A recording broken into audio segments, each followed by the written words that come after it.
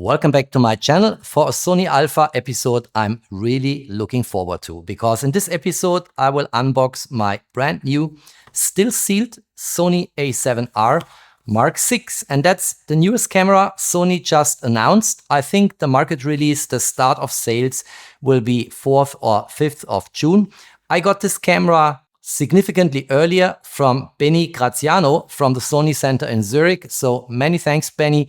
I really appreciate your help to get my hands early on and start to post videos and content about this brand new Sony camera. And by the way, if you visit Zurich, Benny Graziano and his team, they have a fantastic store. It's all about Sony and related brands, and they have kind of everything in stock you can think of. And they are also highly competent in advising you for your next purchase. So take the time, stop by, say hello, tell them that Math Photographer sent you. And now let's kick this off.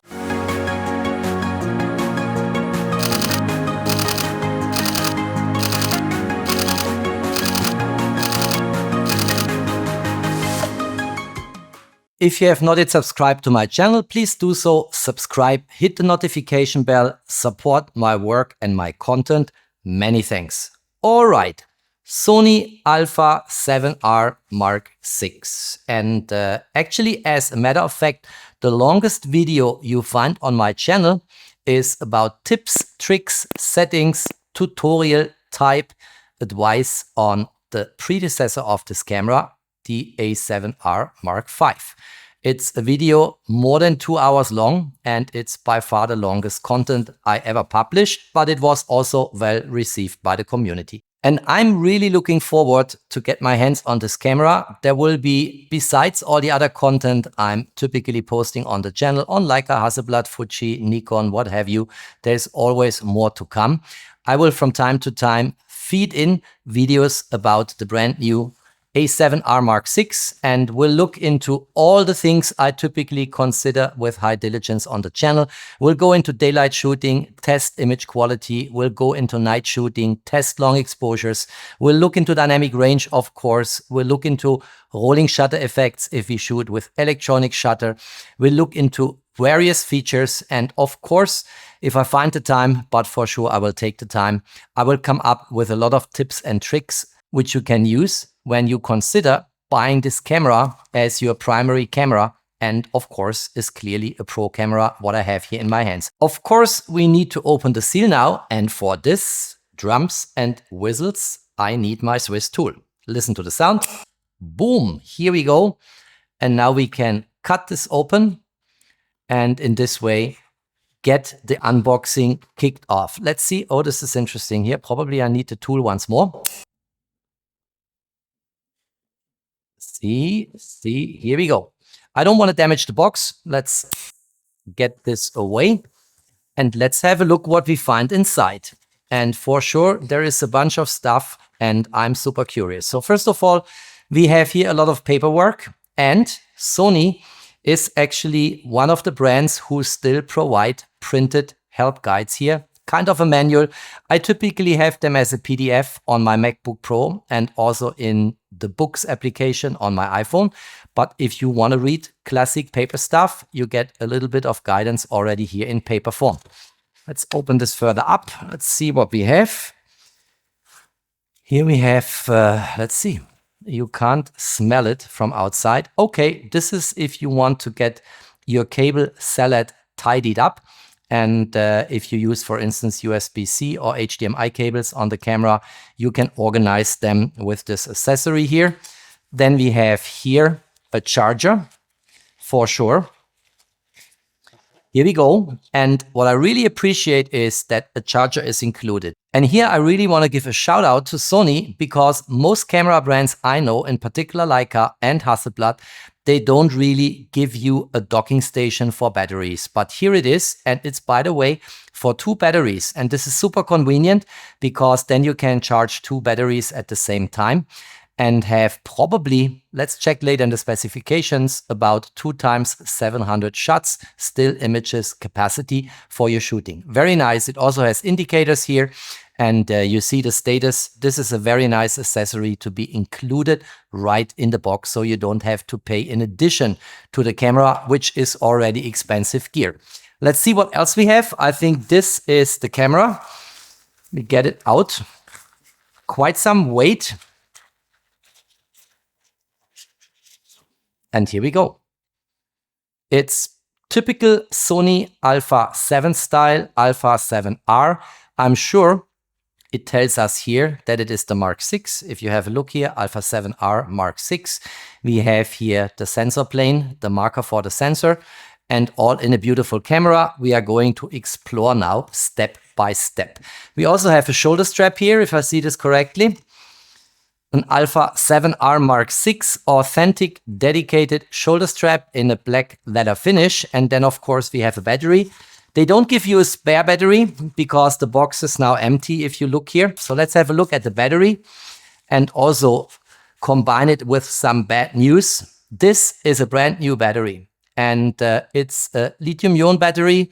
I think it's, what do we see here? Let's see. 2670 milliampere hours. And this is clearly not the battery we used before in the Sony Alpha 1 Mark II or in the Sony a7R Mark V. So you need to invest in new batteries if one capacity load is not enough for what you need for a shooting. I will right away write an email to Benny Graziano from the Sony Center in Zurich telling him I need 2 more spare batteries, and 2 of them I can put into this dedicated docking station for charging. Very nice. All right, the first thing I typically do when dealing with a new camera is applying a display protector. And this one here has a matte finish because my experience is that reflections on an LCD, if you, for instance, have the camera on a tripod and do not necessarily shoot through the EVF, then reflections in bright sunlight, they will very likely prevent you from seeing what's going on in the scene. And having a matte finish display protector for me is essential. And since a lot of you will ask anyway, let me show you what I have here. So the brand is Dipos. It's a German brand, but you get them also at Amazon. I think they ship internationally. This one here is for the Sony a7R Mark IV. That's one I had in a box. I collect these type of stickers in boxes for smartphones, for camera displays, and it was not a perfect fit. And I want to quickly show you. I had to cut off here a little bit, and you just see it here, right? This is basically what I had to cut off to get the a7R Mark IV display protector fitting on this LCD here. And by the way, since we are talking about the LCD, let's quickly look into the mechanics. You have all kinds of functionalities here. Look at that. You can flip, you can tilt, you can basically do whatever you want. You can also go in this direction. There are many mechanical elements hidden in that LCD screen and specifications I'm going to cover later. So this is probably the most advanced flip and tilt mechanics you can have on a camera LCD display. Very nicely done in all directions, you know, waist level shooting, overhead shooting. Also in this direction, you can flip it. So you have all kinds of options. I think it's very hard to come up with a shooting situation where this LCD mechanics will let you down. Next, and also still in the preparation phase to get this camera ready to be shot, let's look into storage. And this is a very good mechanics here. You just get it open, and we have here 2 Compact Flash Express card slots. And the cards I use in my Sony cameras, they are very expensive, but they are really good. And it's from the TUF series. It's here close to 1 terabyte of capacity, and the read transfer rate is 800 megabyte per second, and the writing transfer rate is 700 megabyte per second. And this camera, as we'll see in the specifications later, is a beast. So you will have very large file sizes, and therefore it's wise and smart to have high transfer rates. And Compact Flash Express cards typically are really good in transfer rates. And the capacity is also important here. You don't need, of course, 960 gigabyte, but I have them, so I use them. So let's insert them here. Let's see how this fits. Card number 1. This is, you see here the slots marked. This is slot number 1 if you want to later address them in the menu, and this is slot number 2. Let's get this inside. And now we have close to 2 terabyte of capacity in this beautiful new camera. When I get a new camera, one question is always torturing me. And the question is, what will be the first initial lens for my very first shooting? It will for sure be a zoom lens because I want to have flexibility in focal length. And the natural candidate for this is, of course, the G Master Mark II, 24 to 70 millimeter, widest open aperture is an f2.8. And the second candidate I have in mind is the 28 to 70 G Master with a constant widest open aperture of f2. This is a much more bulky and more heavy lens. This one here in the transformation from the G Master Mark I to the Mark II was slimmed down a bit, reduced in weight, is a very elegant and very capable lens. Both lenses are excellent, and I guess I will start with this one here. And by the way, drop me a comment if you want to see fully fledged reviews of these lenses. I don't think I've so far posted my usual lens reviews for both of these lenses on the channel. And I had recently a very nice shooting with my photo model Stephanie with the 28 to 70. And of course, a constant widest open aperture of 2.0 at 70 millimeter is just brilliant. But this one here is a little bit wider in focal length, goes down to 24 instead of 28, has a constant widest open aperture of f2.8, so will also very nicely, in particular in the tailor setting, separate the foreground from the background. Both can be used for close-up shooting. I think the magnification is give or take 30, 31, 32%, so not too bad. But I think I will go with the G Master 2 first. And by the way, for the 28 to 70 G Master, you will get 2 reviews. One where I shoot this on the new Sony a7R Mark VI, and one shooting I already did with this lens, but on the Sony Alpha 1 Mark II. And that one I will hopefully complete in the next weeks. So let's get this out of the way. Let's stick with the G Master 2, 24 to 70. Let's open this up here. Let's get the lens cap removed and let's mount this properly. All weather sealed camera body lens. I will come to that in the course of specifications. Did you hear that sound? Solid. Look at that. Ooh, significant force. Listen to the sound. Wow. And there is absolutely no play on the Sony a7R Mark VI if you mount a G Master 2 24 to 70. This is solid like a rock, weather sealed, will withstand the elements if you shoot in heavy rain or snow, what have you. So this is a really good combination. Look at that.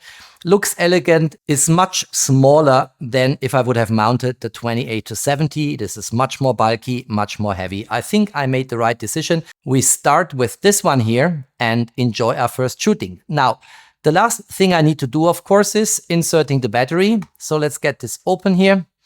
And now I have to get orientation. I think this is the right orientation. And now we let it snap in.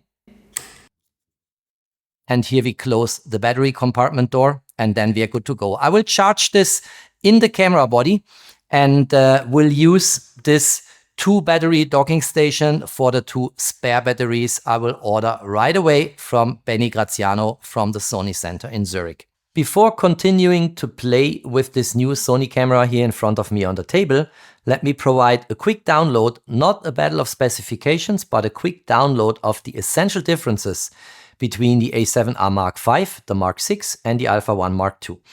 And if in an Alpha camera for quite some years you found the letter capital R, that was always standing for resolution. And the a7R V was the resolution first camera compared to the flagship when it comes to speed, the Sony Alpha 1 Mark II. That's why we have a difference of about 11 megapixels between the 2 cameras.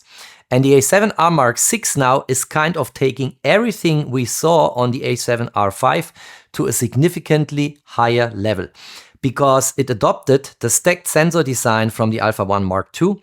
It adopted the continuous shooting burst rate of 30 frames per second from the Alpha 1 Mark II. It adopted the video capabilities 8K 30 and 4K 120 from the flagship Alpha 1 Mark II. And it adopted the capabilities when it comes to in-body image stabilization from the Alpha 1 Mark II, and the specifications say we can shoot up to 8.5 stops longer handheld than when following the normal rule of thumbs when it comes to what shutter speed is correct for handheld shooting. And of course, I'm going to test this out, so stay tuned. We'll test this very soon with this new Sony camera.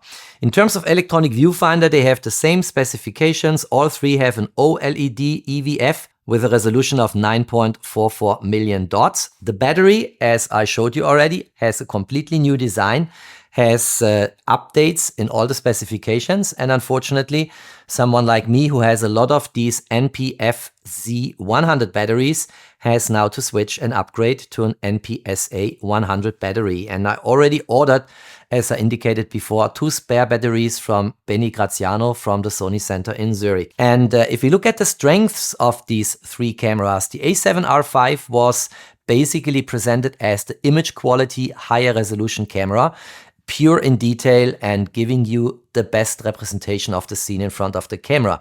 And now we have here basically the A7R6 getting the best of both worlds, resolution and speed. And with 66.8 megapixel, it's currently the highest resolution Sony camera you can get for yourself. If we focus on the 2 A7R cameras only, the real shift really is that the A7R Mark VI now has adopted the stacked sensor from the Alpha 1 Mark II, the higher continuous shooting burst rate, and it is what you could call a camera for hybrid applications in photography. You can shoot very well with this camera, sports and action. Well, I personally think you could already do this with the A7R Mark V, but here now it's taken to a completely new level, of course.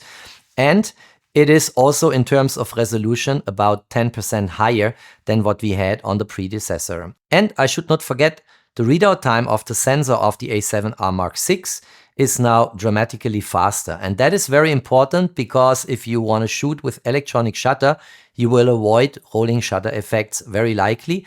Not as much as you have it on the Alpha 1 Mark II, because the Alpha 1 Mark II really has a 4 millisecond readout time of the whole sensor, which is as fast and at par with the Nikon C9, who relies anyway on electronic shutter only. But here you see the real shift in one picture. And the main leap, if we want to formulate it in this way, is Sony moved from a conventional high-resolution architecture to a stacked sensor high-resolution architecture. And in my opinion, that's a real game changer. So this is not marginal change we see here.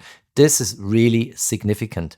The strategic positioning of the A7R Mark VI is really making the camera sitting in between the former A7R Mark V and the flagship Alpha 1 Mark II. You now get a camera from Sony with even higher resolution than the A7R Mark V. Remember again, R stands for resolution, so you get a higher resolution, but you also get a significant increase in speed and a huge upgrade in terms of sensor design, from a backside illuminated CMOS sensor to a stacked CMOS sensor, which has all the good properties in terms of speed the flagship Alpha 1 Mark II also has, with a few caveats I'm going to point out in a moment. So the A7R Mark VI is the new overlap zone between the former A7R Mark V and the Alpha 1 Mark II, ultra high resolution combined with true stacked sensor speed. What does it really mean to have a stacked Exmor RS sensor? That's, I think, the correct nomenclature for this new sensor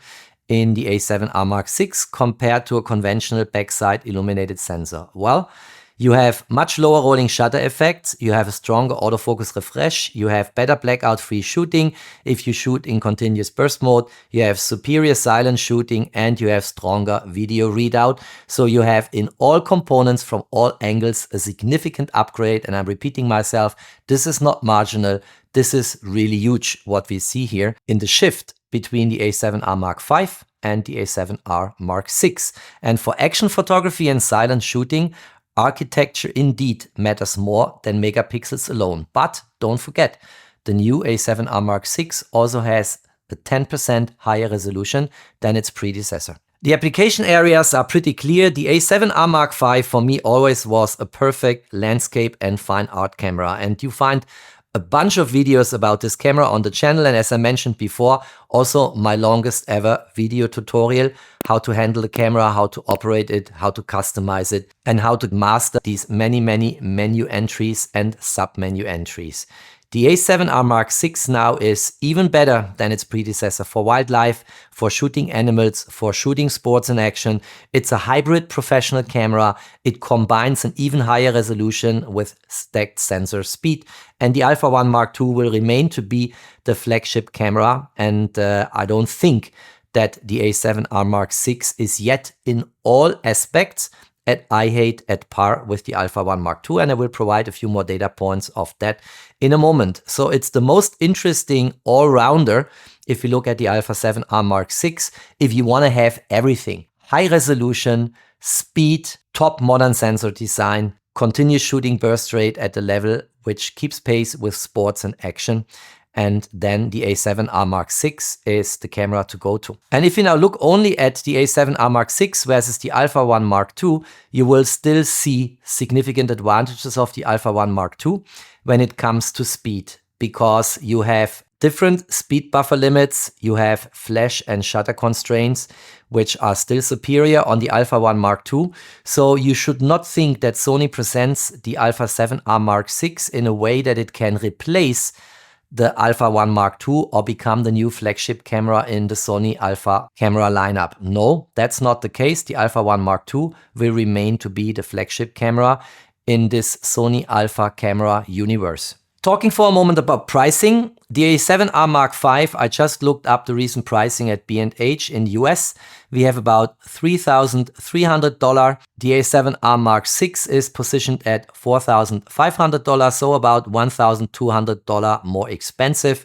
The Alpha 1 Mark II will remain at a price tag of give or take $7,000, which puts it in the price range of a Leica SL3. Which comes with even, well, let's say give or take $500 more. And if you compare this with the Nikon flagship cameras, the Nikon C9 clearly is the flagship camera, totally different design because it's made for easy operation, also in portrait orientation format, but is about $5,000. And then the Nikon C8 is positioned at $3,400. So I think the pricing all in of this new A7R Mark VI is fair. Of course, it's more expensive than its predecessor. It has a higher resolution. It has a completely revamped stacked sensor design, which is adopted from the flagship, which comes in at $7,000. And I think a $4,500 price tag for the A7R Mark VI is fair. And of course, is given that I personally believe that the A7R Mark VI in most specifications will be superior to the Leica SL3, still shows that Leica pricing is far from being competitive and typically comes at a much higher price tag, which you pay for the brand, the label made in Germany, the diligence, the engineering you get from Leica Camera AG in Wetzlar. Next, let's talk about resolution and image quality. And let me go quickly into the menu and show you. We have here image quality settings. If I go into that menu entry, I can choose here what file format I want to have. And I decided here for RAW and JPEG. I can go to the quality type of RAW file I want to have. So there is lossless compression, there is compressed HQ, compressed. I personally think that lossless compression is the right choice here if you want to squeeze the most out of your raw images. Then JPEG quality here is extra fine, which is also good. And the JPEG image size here is 66 megapixel. You see here we also have 28 and 17 megapixel. And 66 megapixel, of course, is what I want to have here. Now, what I must say is, in the meanwhile, I had the opportunity on the go to take a few shots with that camera and the G Master 24-70. It's the G Master Mark II, widest open f2.8, constant aperture, and the image quality is really amazing what you can get out of this camera. I had a bit of difficulties working with RAW because the RAW files as they come out of camera right now, they are not recognized by Lightroom or Photoshop. So I had to apply a couple of tricks in post-processing to convert them into DNG files, but it worked. And I want to show you now quickly a few of these images I shot on the go. and one in this way convince you that the level of detail, the resolution, the image quality you get if you go for these settings, but very likely also for any other setting, is absolutely breathtaking. This is really next level Sony image quality. As I said, the G Master 24-70 was the first lens I wanted to shoot this camera with. And these are photos on the go. I was on a drive, and I think 66.5 megapixel is what Lightroom here is indicating in the metadata. And the resolution is really enormous if you look at that. Look here at the valley and the level of detail I captured. This is really, really cool. I like it. Of course, as I said at the beginning, there will be much more in terms of image quality. And I will post a bunch of videos in the next weeks and months about this camera. Look here, this is just really, really good image quality. And I'm talking not about the lens, of course. The lens is a fantastic lens. The G Master 2 has been further developed and is a really good zoom lens on the Sony Alpha 7 cameras. But the new sensor here with this resolution is breathtakingly good. Look at that. This is really, really good what I squeeze out of the sensor. Let's go here. It was a hazy day, and as I said, I was on the go. Nothing special here, but just a few images to show you what's possible with this new camera. And I think I'm fully convinced that I will have a lot of fun, but also can deliver a lot of professional work with this new camera here, and will enjoy big time shooting it. Look here, tiny little houses. This looks all really, really good. And there's really nothing I detected in these images which would not confirm that this is a Sony Alpha 7R camera at a totally new level. The next few shots I want to show you, they are basically, you could call them close-up shots of insects, and is absolutely amazing what even with, let's say, a 30, 31, 32% magnification like with this zoom lens is possible on a camera with 66.8 megapixel. And here Sony has a special feature for subject recognition. So I'm here in autofocus on the menu section, then you go to subject recognition, and I say here subject recognition and autofocus on, and the recognition target is insects. And if I go in there, you see I have here a bunch of options. I have here auto, where the camera is figuring out by the AI trained algorithms what subject you actually want to capture. Then we have human, animal, bird, insect, car, train, airplane, and that's it. Then it switches back to auto. And I used here insect, and this autofocus system is just so much spot on. And I want to show you some of these sample images now. So here are a few of these images. This is first of all only a flower on a tree, but if you crop in and watch what happens, this is absolutely amazing. Here another picture of a flower, looks like a flower only, but if you crop in, you see there is a little bug on the flower. And you also see a bug down here, a little one in green, here another one, and you don't really spot it if you look from a distance, or if you know where it is, you might spot it. But then if you crop in, you all of a sudden find all these details. Very boring picture, by the way, but wanted to show you what level of detail you capture here. Here a bee. I like bees a lot, and as I said, close-up shooting here is probably an exaggeration. I had quite a distance, but look what happens if I crop in here.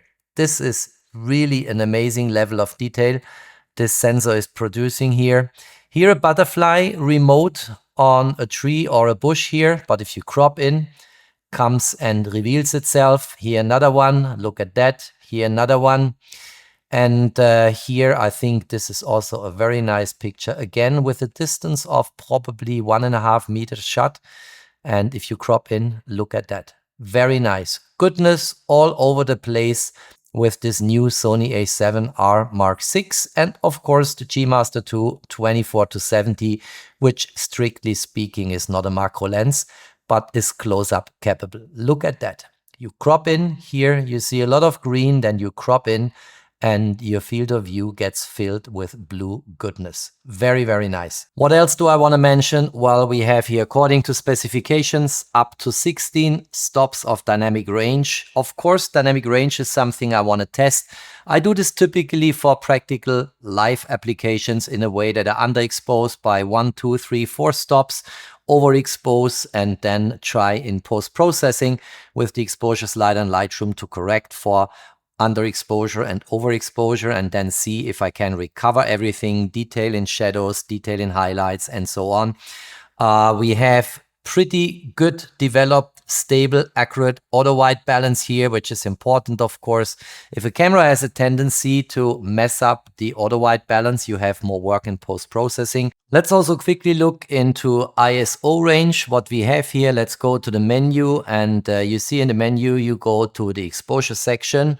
And then here we have the ISO settings, and I was shooting the camera on auto ISO, which is my normal habit if I do not shoot on a tripod. And if we look here, Sony speaks about the normal range being, let's go here, 100 to 32,000. That's the normal range.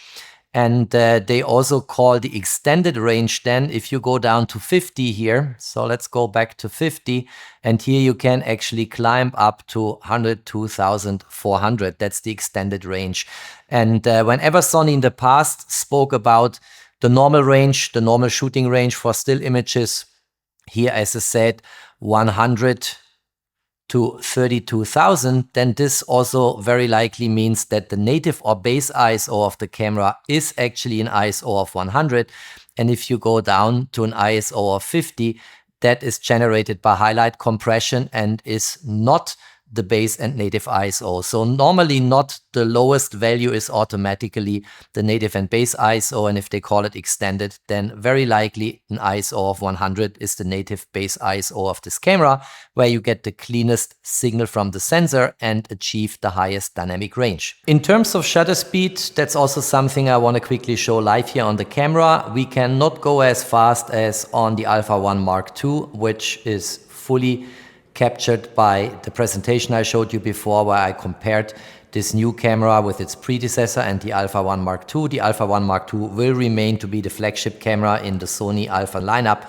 But let's quickly switch into fully manual mode here on the mode dial. 2 turns from aperture priority into the M mode for fully manual. And now I can control here, you see the shutter speed with this control wheel here, my shutter speed, and let's go faster and faster and faster. And then you see at 1/8000, I can turn as much as I want, is end of story with mechanical shutter, and the same limit also applies to the electronic shutter. The camera is full of features in the way we are used to have it for Sony Alpha 7 cameras. And I just make you one example here in the menu. Let's go here to drive mode. And then in drive mode, watch the left-hand side. I lost it, sorry. Let's go here again. And then on the left-hand side, you see here single shooting, you have continuous shooting high, you have self-timer. You can also here choose different options for these settings.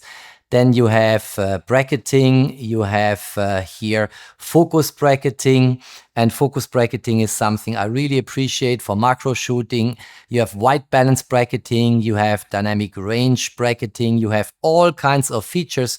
It's feature packed also in the video section, which probably requires a different separate video, because the video capabilities, as I mentioned before, when we looked into the essentials of the specifications, it's all feature packed.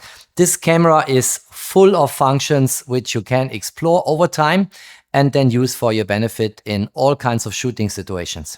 In terms of design, this is a true Alpha 7R camera, and I showed you already here we have a mode dial. You have lots of customizable function buttons. Here is C2, here is C3, here is C1. You can customize fully the workflow in the way you operate this camera.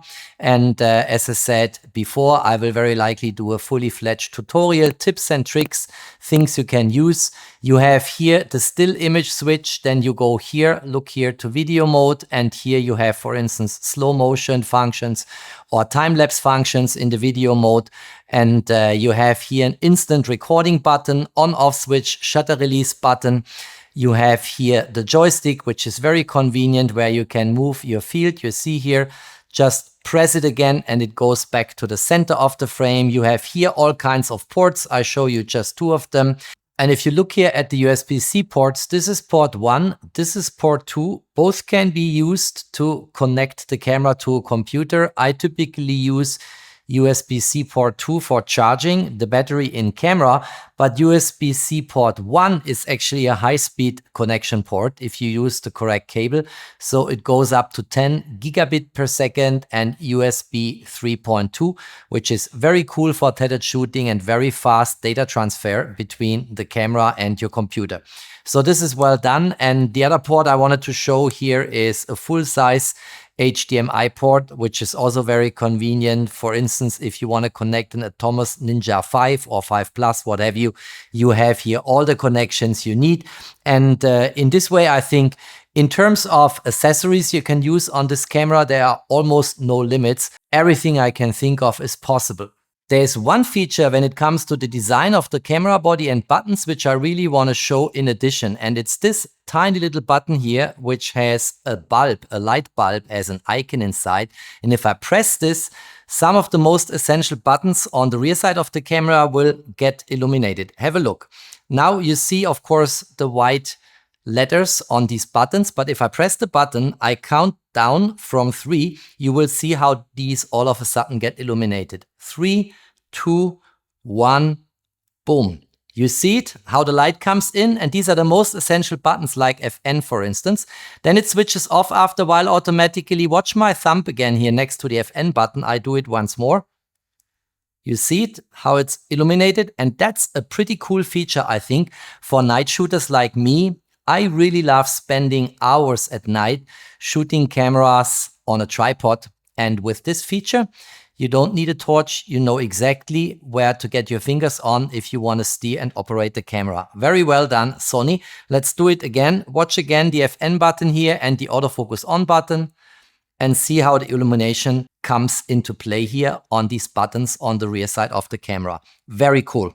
What I want to mention and show you in a moment in the menu is we have 3 composite RAW modes on the camera, and we have the usual pixel shift multi-shot, we have noise reduction shooting, and we have shooting for HDR, where you get a wide dynamic range in the image of the scene in front of the camera. So let's have a quick look where you find this in the menu. We go into the menu. And then it's just below drive mode. So we are here in the shooting menus, shooting section. Then we have drive mode. And then under drive mode, you find composite RAW shooting. And you see here the 3 options I mentioned: pixel shift, multi-shot. That's something I need to try out, of course. Noise reduction shooting settings and shooting for HDR.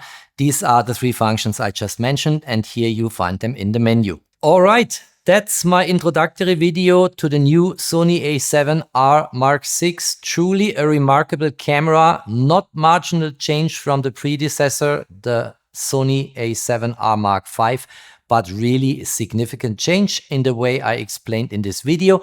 There is much more to come. I will really work with this camera now. I will also take it with me on travel besides my other cameras I'm operating and shooting all the time, and will come back with various other data points where I show you, for instance, autofocus features, tracking.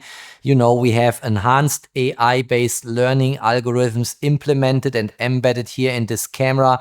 I want to look into the different raw composite shooting modes, of course. I will look in detail into video and so on and so on. Dynamic range I mentioned already, shooting at night, showing you more sample images than just the ones I showed in this video. So stay tuned and don't miss what I have to say to this brand new camera, which by now I already like a lot. If you liked that video, don't forget to drop me a thumbs up. Stay tuned on my channel. There is always more to come. Thanks for watching. Stay safe and healthy. And of course, peace out.